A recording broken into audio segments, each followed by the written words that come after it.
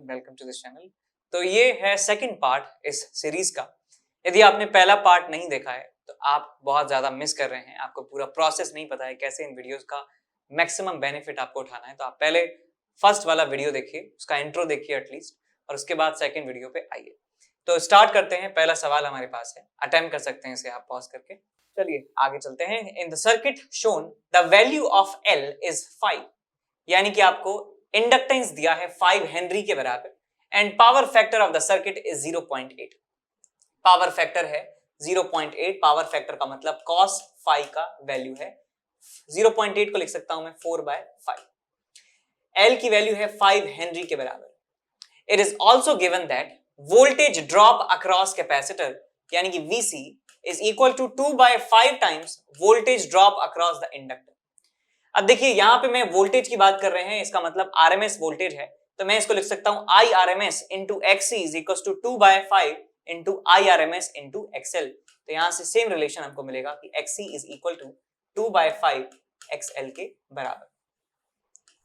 तो आपको बताना है कि इंपीडेंस ऑफ द सर्किट यदि ये है 785 N, तो N की वैल्यू आपको बतानी है। तो बेसिकली इंपीडेंस इस LCR सर्किट में हमें बताना है।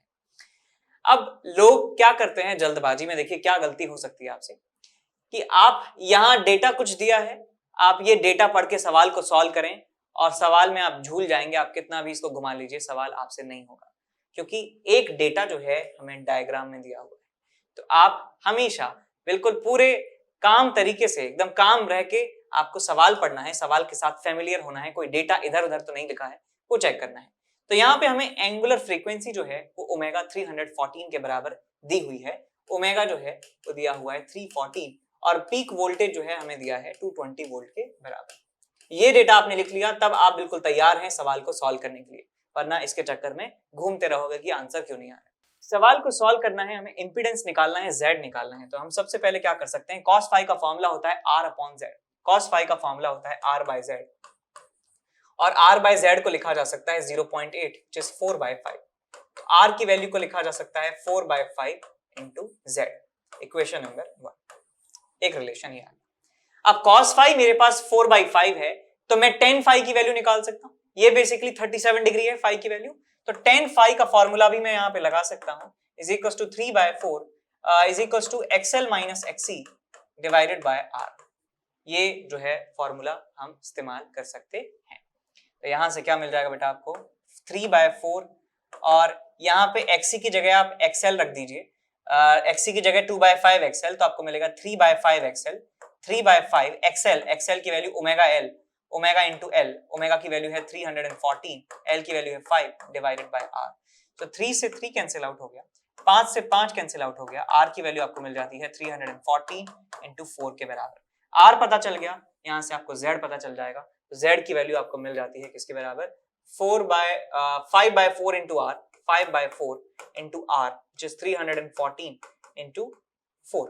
तो 4 से 4 कैंसिल आउट हो गया, ये आ गया हमारे पास Z की वैल्यू। Z की वैल्यू जो है 5 इंटू 314, ये किसके बराबर दी हुई है, 785 N के बराबर। तो हमें N की वैल्यू निकालनी है।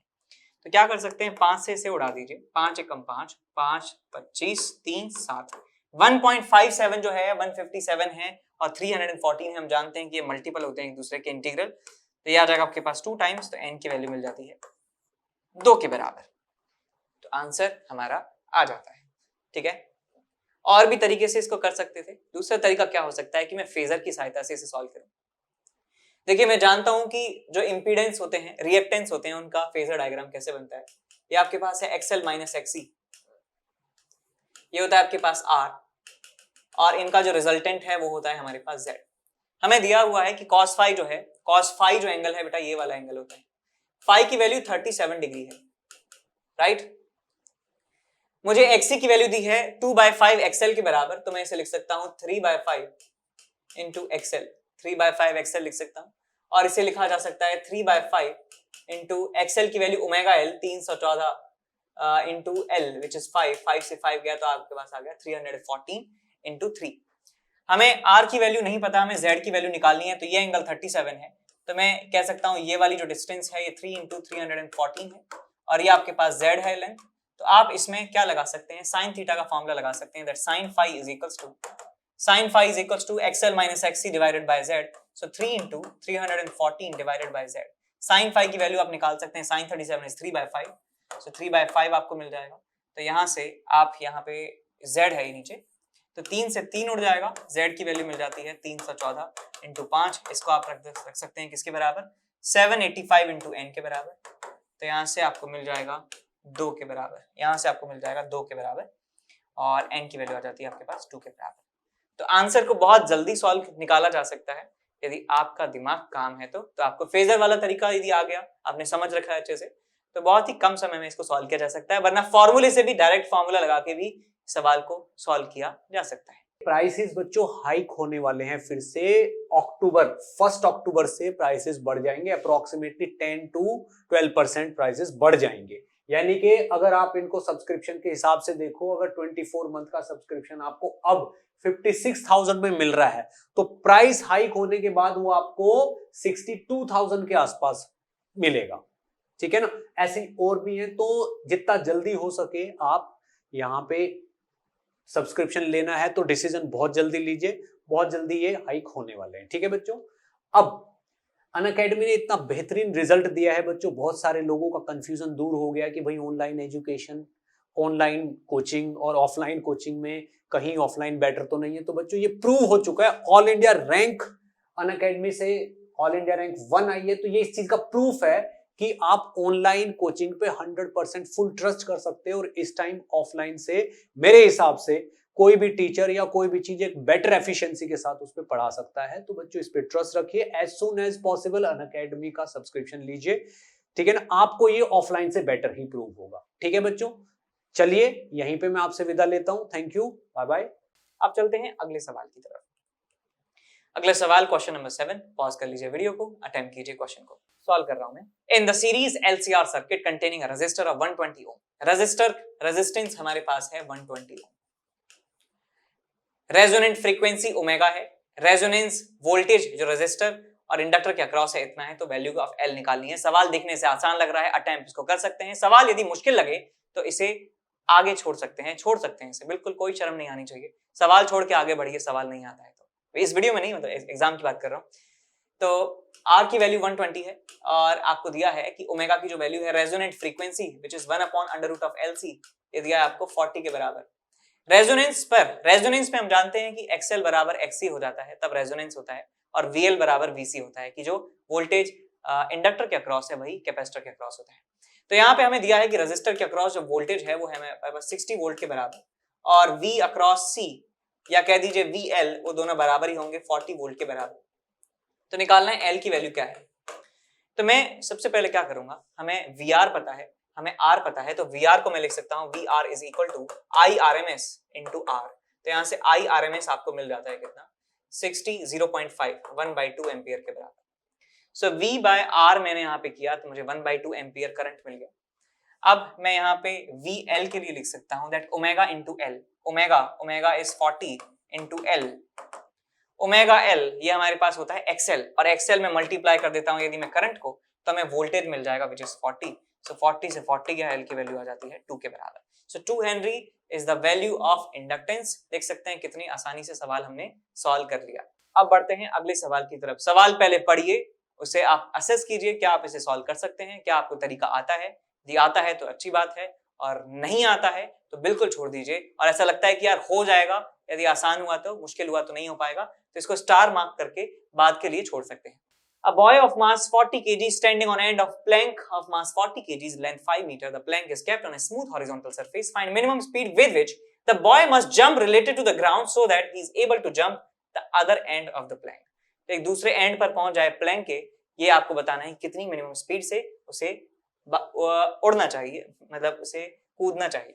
सवाल कुछ ऐसा है.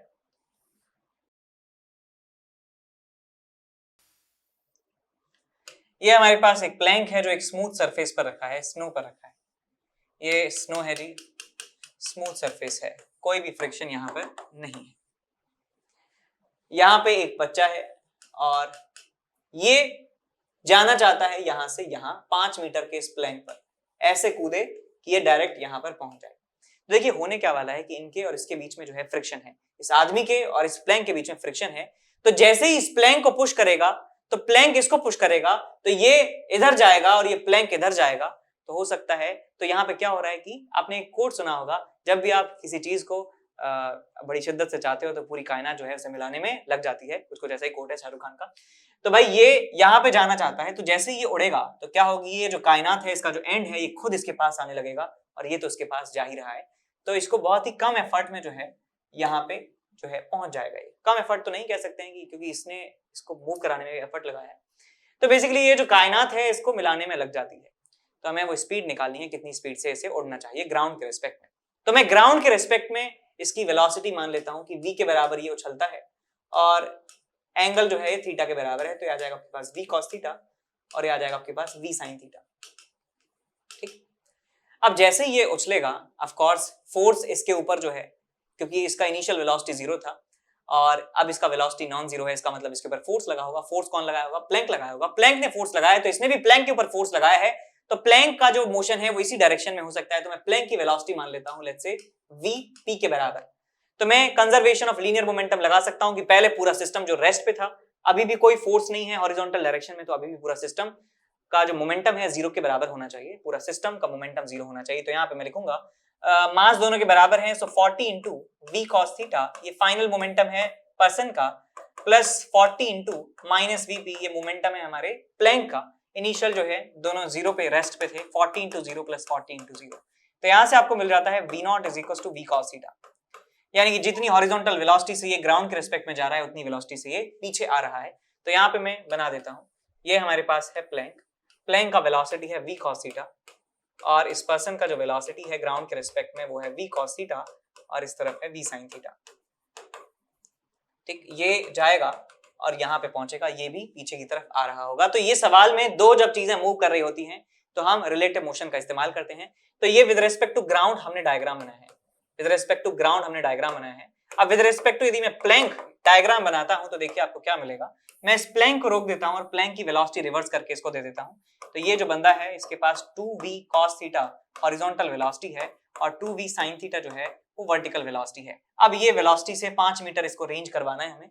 तो रेंज का फॉर्मूला जो है आप याद रखिए, जब भी आपके पास एक इस तरीके का प्रोजेक्टाइल मोशन है जिसमें आपको कंपोनेंट्स पता है हॉरिजॉन्टल और वर्टिकल, तो टाइम ऑफ फ्लाइट का फॉर्मूला होता है 2 times uy divided by ay, 2 times magnitude of velocity in y direction divided by acceleration in y direction. ये फॉर्मूले तब लगाने हैं जब हॉरिजॉन्टल डायरेक्शन में कोई एक्सेलरेशन ना हो, एयर रेजिस्टेंस ना हो, कोई बहुत ज्यादा स्पेशल कंडीशन ना हो। और रेंज का फॉर्मूला होता है 2 times ux uy divided by ay। तो यहाँ पे मैं यही फॉर्मूला लगाऊंगा, तो रेंज आपको मिल जाएगी 2 times 2v cos theta v sin theta divided by g, और ये मिल जाएगा आपके पास 5 मीटर के बराबर। सो 2 cos थीटा sin थीटा को मैं लिख सकता हूँ sin 2 theta, so it's 2v square sin 2 theta divided by g, और ये आ जाएगा आपके पास 5 के बराबर। So it's v square is equals to 10 50 25 25 upon sin 2 theta. इसको आप ऐसे स्क्वायर रूट ले लीजिए तो v की वैल्यू आपको मिल जाती है। यहाँ से हमें मिनिमम स्पीड चाहिए, तो देखिए ये आपको मिनिमम चाहिए तो आपको ये वाली जो क्वांटिटी है इसको भी मिनिमम करना होगा। इसको मिनिमम करने के लिए आपको इसे मैक्सिमम करना होगा। तो sin 2 थीटा की मैक्सिमम वैल्यू होती है 1 के बराबर, और वो कब होती है? जब 2 थीटा 90 के बराबर हो, थीटा 45 के बराबर हो, यानी कि ये ग्राउंड के रेस्पेक्ट में theta angle theta is equal to 45 degree angle से जाए तो काम हमारा हो जाएगा। तो यहाँ पे इसकी वैल्यू जो है आप कर दीजिए किसके बराबर, इसके बराबर करना है हमें, इसको करना है 1 के बराबर, तो आपको मिल जाएगा ये 25 का under root which is 5 metre per second. So 5 metre per second जो है हमें v की वैल्यू मिल जाती है, और थीटा कितना मिल जाता है हमें? 45 डिग्री। ठीक है, तो इस तरीके से सवाल को सॉल्व किया जा सकता है। हमारा आंसर 5 है, एक बार चेक कर लीजिए, 5 है आंसर। क्वेश्चन नंबर 10 यहाँ पे हम डिस्कस कर रहे हैं। क्वेश्चन जो है पढ़िए, आप पॉज कर लीजिए इसे और अटेम्प्ट कीजिए। तो चलिए डिस्कस करते हैं। For the system shown in figure, if image of the point object coincide with itself, image of the point object coincide with itself, then the value of separation between the lens and mirror may be equal to। तो एक multiple choice question ये लग रहा है, और question में कहा गया है, आपको पता ही होगा मल्टीपल चॉइस क्वेश्चन, लेकिन उसमें कभी कभी एक सिंगल करेक्ट भी होता है।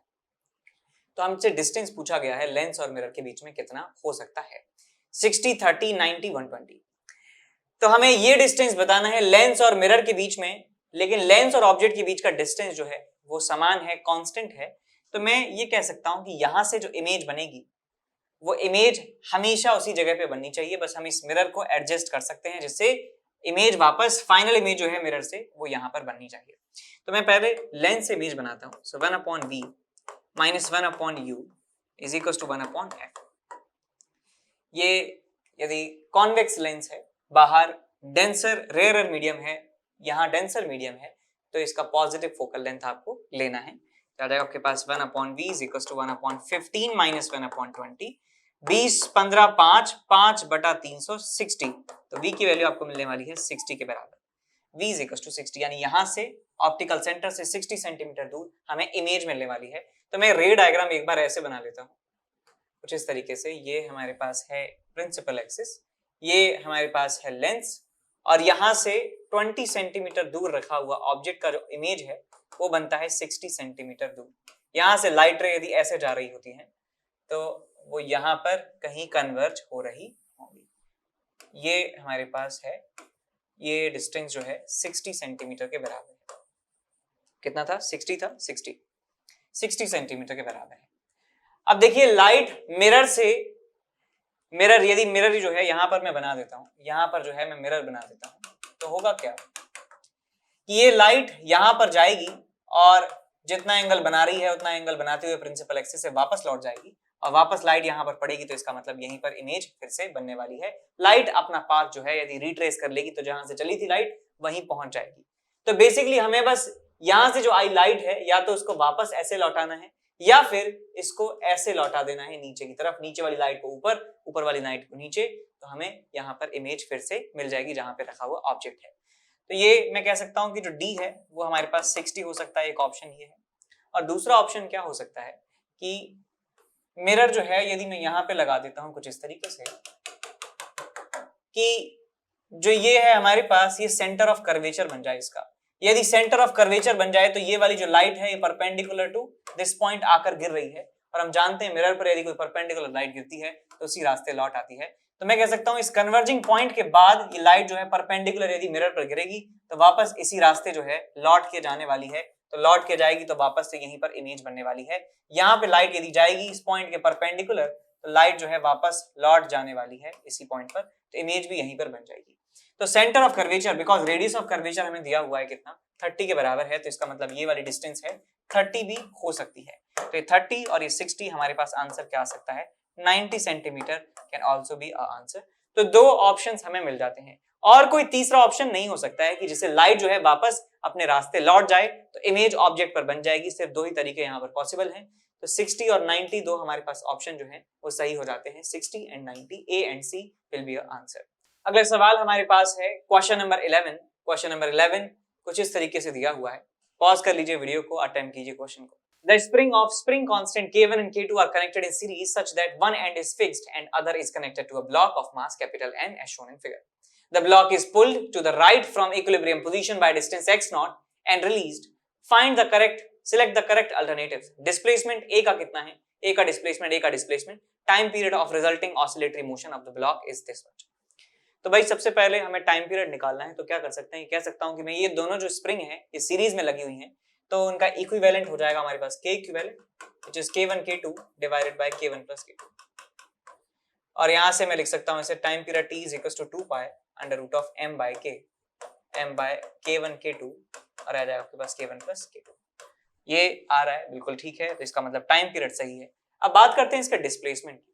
इसका एम्पलीट्यूड निकालना है, डिस्प्लेसमेंट निकालना है। ओके, x नॉट क्या चीज है यहाँ पे, x not, what is x not? The block is position by distance x not, यानी x नॉट जो है एम्पलीट्यूड है इसका, इस ब्लॉक का एम्पलीट्यूड x नॉट है।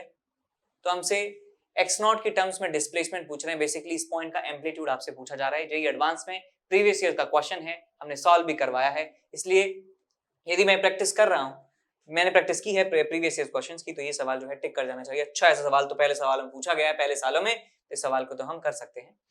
तो हमें क्या करना होगा कि मैं मान लेता हूं कि ये वाला जो पॉइंट है इसका एम्पलीट्यूड जो है वो A1 के बराबर मान लेता हूं, A1 के बराबर इसका एम्पलीट्यूड मान लेता हूं। और मैं कह सकता हूं कि जितना एक्सटेंशन इस स्प्रिंग में होने वाला है मैक्सिमम, वही इसका एम्पलीट्यूड होगा। सो मैक्सिमम कंप्रेशन एक्सटेंशन जो है या कंप्रेशन इस वाली स्प्रिंग में यदि मैं निकाल दूं तो मेरा काम हो जाएगा।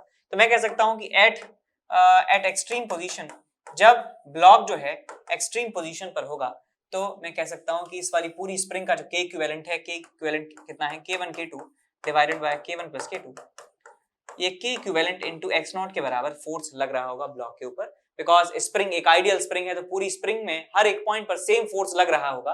तो मैं कह सकता हूं इस वाली स्प्रिंग के ऊपर जो लगने वाला फोर्स है वो कितना होगा, K1 इनटू इसमें कितना कंप्रेशन है, एक्सटेंशन हुआ है, विच इज A1 के बराबर। तो यहां से आपको A1 की वैल्यू मिल जाती है, A1 की वैल्यू मिल जाती है आपको x not into K2 divided by K1 plus K2। तो यही इसका मैक्सिमम डिस्प्लेसमेंट होने वाला है। तो हमारा आंसर आ जाएगा K2 times x not which is C। तो C और D हमारे पास दो ऑप्शन सही हो जाते हैं। अब चलते हैं आगे अगले सवाल की तरफ। अगला सवाल हमारे पास है क्वेश्चन नंबर 12। क्वेश्चन नंबर 12 आपसे कहता है, consider the following circuit shown in figure. Switch 1 is closed for a long time while switch 2 is open. At t is equal to 0 positions of switches are flipped. तो t बराबर 0 पे current in the circuit बताना है और energy dissipated in the resistor till steady state is reached is this. Charged on capacitor A at steady state is this. तो basically current, charge और heat वगैरह सब हमें कैलकुलेट करनी है। तो सबसे पहले जो स्विच 2 था वो ओपन था और 1 जो था क्लोज था। पहले सिचुएशन ऐसी थी, तो यहां से ये वाला जो सर्किट है काम कर रहा था। तो इस सर्किट में हमारे पास एक बैटरी है, एक कैपेसिटर है और एक रेजिस्टर है। तो स्टेडी स्टेट आने पर मैं कह सकता हूं कि कैपेसिटर जो है फुली चार्ज हो चुका होगा। तो यहाँ पर जो है CV0 के बराबर चार्ज आ चुका होगा, यहाँ पे माइनस CV0 के बराबर चार्ज आ चुका होगा। अब करंट की वैल्यू 0 होगी सर्किट में ऑफ कोर्स स्टेडी स्टेट पर। अब क्या होता है कि हम स्विच 1 को ओपन कर देते हैं और 2 को क्लोज कर देते हैं। तो अब सर्किट कौन सा जो है इफेक्टिव होगा, कौन सा सर्किट जो है यहाँ पे काम कर रहा होगा, देखिए ध्यान से, ये वाला जो सर्किट है ये अब काम कर रहा होगा। इस सर्किट में एक अनचार्ज कैपेसिटर ये है इनिशियली, ये चार्ज कैपेसिटर है, दो रेजिस्टर्स हैं। तो फाइनली मैं कह सकता हूँ स्टेडी स्टेट जब स्विच 2 की हमें अचीव हो जाएगी तो पूरे सर्किट में करंट 0 के बराबर हो जाएगा और पूरे सर्किट में करंट 0 के बराबर हो जाएगा और चार्जेस का जो भी डिस्ट्रीब्यूशन होना था वो हो चुका होगा और जो पोटेंशियल डिफरेंस इसके अक्रॉस है वही पोटेंशियल डिफरेंस इसके अक्रॉस होगा, बिकॉज करंट तो कोई भी पोटेंशियल ड्रॉप करवा ही नहीं रहे हैं। तो जितना पोटेंशियल डिफरेंस इसके अक्रॉस उतना ही पोटेंशियल डिफरेंस इसके अक्रॉस एट स्टेडी स्टेट। तो मैं मान लेता हूं यहाँ पे जो चार्ज है वो CV0 इस वाली प्लेट पर -x के बराबर है और इस वाली प्लेट पर जो चार्ज है मैं मान लेता हूं किसके बराबर है, x के बराबर है। तो यहाँ पे मैं लिखूंगा CV0 - x divided by C, potential difference इसके across is equal to potential difference इसके अक्रॉस x अपॉन 3C।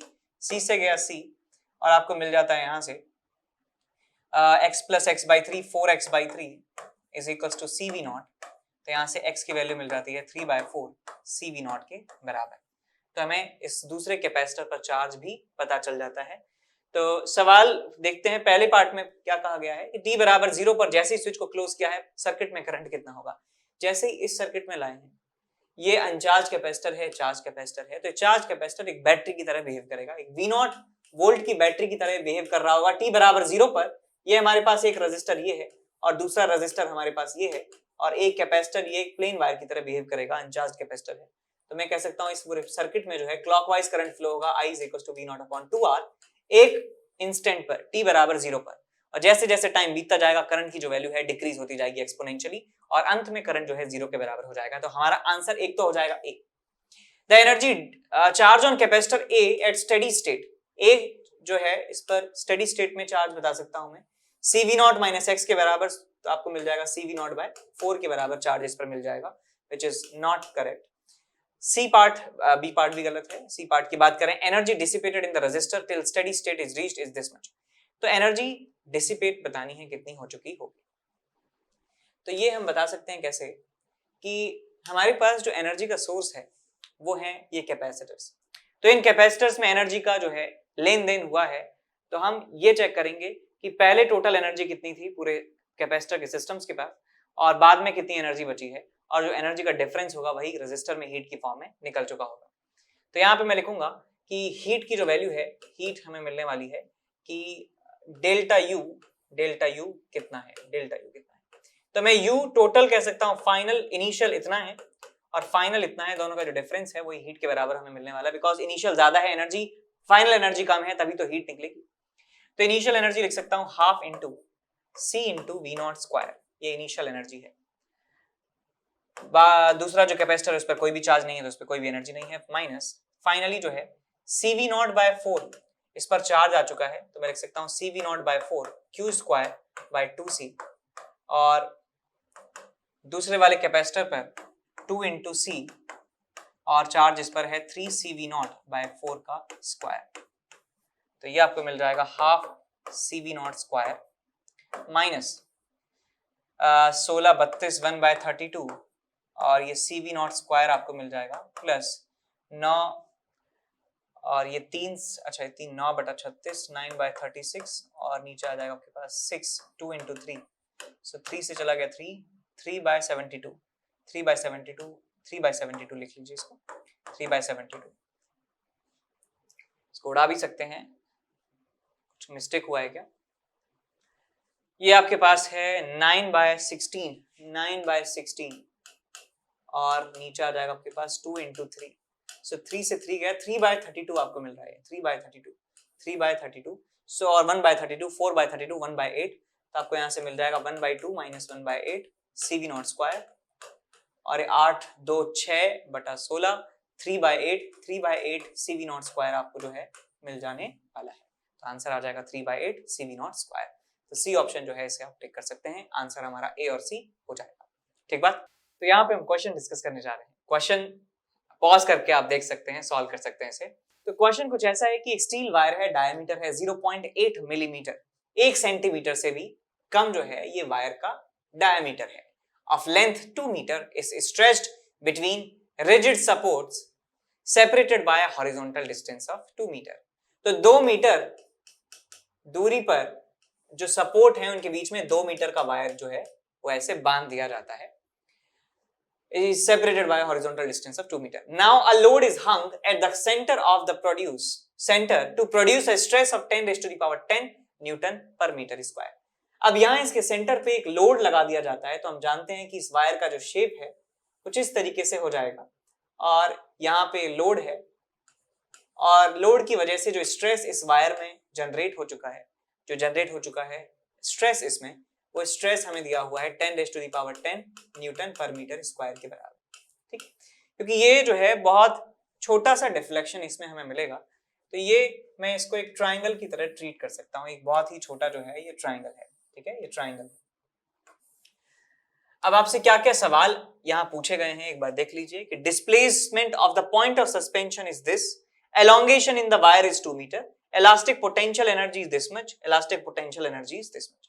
तो इलास्टिक पोटेंशियल एनर्जी निकालनी है और आपको स्ट्रेन निकालना है, बेसिकली लेंथ एलोंगेशन निकालना है, और आपको displacement of point of suspension निकालना है, कैसे कितना आएगा। तो आप देख सकते हैं कि यदि 2 मीटर है तो ये 1 मीटर हो जाएगा, या कह सकता हूं 100 सेंटीमीटर हो जाएगा, और ये भी आपका 100 सेंटीमीटर हो जाने वाली है ये वाली लेंथ। अब हमारे पास स्ट्रेस दिया है, हमारे पास यंग्स मॉड्यूलस दिया है y is equals to 10 raised to the power 12, तो मैं स्ट्रेन की वैल्यू निकाल सकता हूँ, स्ट्रेन कितना होगा। स्ट्रेन निकल जाएगा तो मुझे ओरिजिनल लेंथ पता है, तो मैं चेंज इन लेंथ निकाल सकता हूँ। तो आप देखिए बेटा यहाँ पे फॉर्मूला लगाइए कि स्ट्रेस अपॉन स्ट्रेन, या लिख सकता हूँ यहाँ पे stress upon y is equals to strain which is delta L by L। तो यहाँ से delta L by 2 is equals to आपको मिल रहा है 10 to the power 10 divided by 10 to the power 12 is equals to 10 to the power minus 2 metre, या कह सकता हूँ 1 सेंटीमीटर। तो आपको डेल्टा एल की वैल्यू मिल जाती है, delta L is equal to 2 into 1 which is 2 centimetre. तो चेंज इन लेंथ 2 सेंटीमीटर का चेंज हमें देखने को मिलेगा, यानी कि ये 200 सेंटीमीटर है तो 202 सेंटीमीटर आपकी लेंथ हो जाएगी नई वाली। तो कह सकता हूं कि ये 101 सेंटीमीटर है, और ये वाला जो पार्ट है ये भी 101 सेंटीमीटर के बराबर है। ये राइट एंगल ट्राइंगल जो है बन रहा है ऑलमोस्ट, तो मैं यहाँ पे पाइथागोरस थ्योरम लगा सकता हूँ, this is 101 and this is 100, तो ये वाला जो है डिस्टेंस आपको मिल जाएगा। यहाँ पे मैं लिखूंगा कि ये जो पॉइंट ऑफ सस्पेंशन का जो डिस्प्लेसमेंट है x, तो x की वैल्यू आपको मिल जाती है 101 का स्क्वायर माइनस 100 का स्क्वायर का अंडर रूट। तो 101 का स्क्वायर, आप इसको क्या कर सकते हैं, a square minus b square है तो a plus b a minus b कर सकते हैं, तो आपको मिल जाएगा 201 का अंडर रूट। और देखिए 14 into 14 196 होता है, 15 into 15 225 होता है। सो 14 और 15, 14 से थोड़ा सा ज्यादा और 15 से काफी कम जो है हमें आंसर मिलेगा। तो यहाँ पे जो हमें ऑप्शन दिया है 14.2, ये ठीक लग रहा है, ये 14.2 ही आने वाला है। तो इसका मतलब पहला पार्ट सही है, दूसरा पार्ट एलोंगेशन इज 2 सेंटीमीटर इस वायर में, बी वाला पार्ट भी सही है।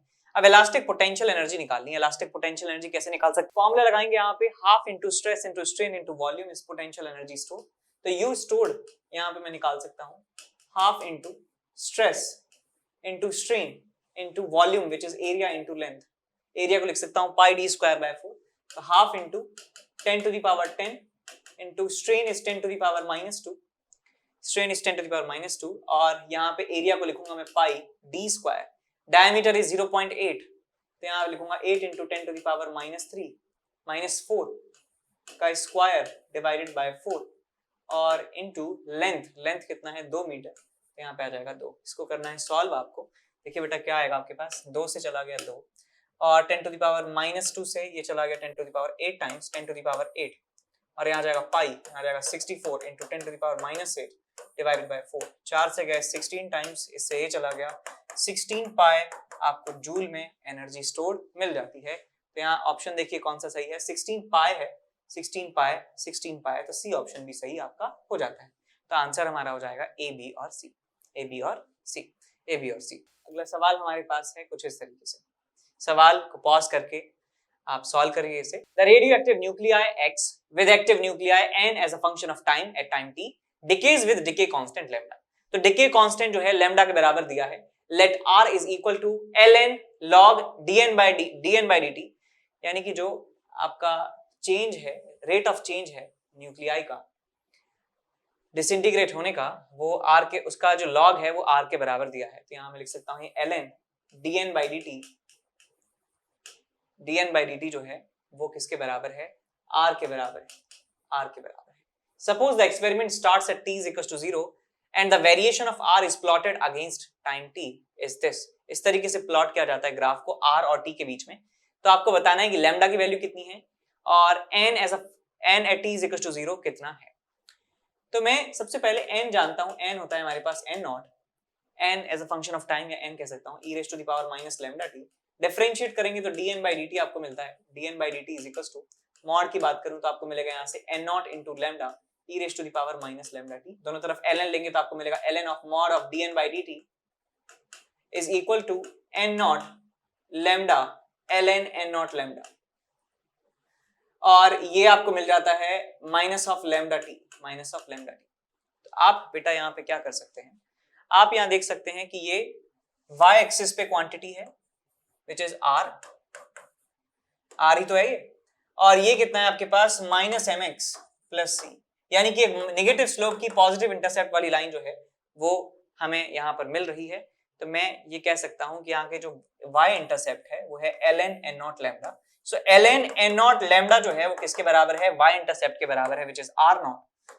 तो यहां से आपको मिल जाता है n not lambda is equal to e raise to the power r not, और यहां से आपको n नॉट की वैल्यू मिल जाती है, n not is equal to e raise to the power r not divided by lambda. तो देखिए कहीं ऑप्शन दिया है क्या, n not is equal to e raise to the power r not by lambda, तो बी ऑप्शन हमारा match हो रहा है। और क्या कर सकते हैं, ये हमारे पास है लैम्डा इंटू टी, ये किसके बराबर है, स्लोप के बराबर है, तो इसका स्लोप निकाल सकते हैं। ये वाला एंगल निकालेंगे आप अल्फा, तो अल्फा कितना आ जाएगा आपके पास, अल्फा आ जाएगा आपके पास this by this, so R not by 2t आपको मिल जाता है यहाँ पे 10 अल्फा, और ये होता है हमारे पास स्लोप। हॉरिजॉन्टल से जो एंगल है उसका 10 जो है ये होता है स्लोप, तो स्लोप हमें मिल जाएगा minus of R not by 2t, और ये किसके बराबर है, माइनस लैम्डा के बराबर है, तो minus lambda is equal to minus of R not by 2t। तो यहाँ से t की वैल्यू मिल जाती है आपको, आर या लैम्डा की वैल्यू मिल जाती है आपको, lambda is equal to R not by 2t के बराबर। तो चेक कीजिए ऑप्शन में दिया है क्या, आर नॉट बाय 2t, इसका मतलब ए ऑप्शन भी यहाँ पर सही है। अब यदि मैं लैम्डा की वैल्यू रख देता हूं आर नॉट अपॉन 2t यहाँ पर, तो आपको देखिए क्या मिल जाएगा, N naught is equal to lambda की value R naught upon 2t, so 2t upon R naught और e raise to the power R naught आपको मिल जाएगा। So 2t upon R naught, 2t upon R naught e raise to the power R naught, तो D option भी यहाँ पे match हो जा रहा है। तो आंसर हमारा ए, बी और डी तीनों आ जाएंगे, ए, बी और डी आंसर होना चाहिए। ठीक है,